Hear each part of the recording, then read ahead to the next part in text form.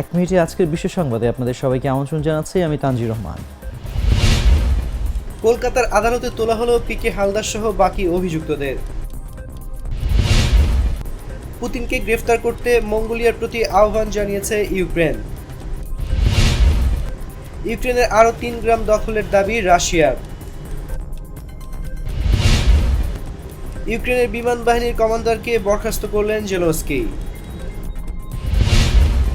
পাকিস্তানে ভারী বৃষ্টি, 24 জনের মৃত্যু।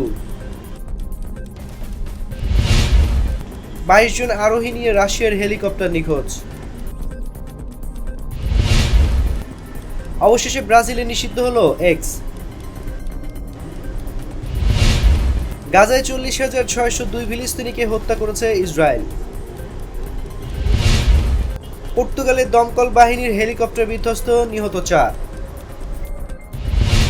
এই ছিল এখনকার মতো। এতক্ষণ সঙ্গে থাকার জন্য ধন্যবাদ সবাইকে।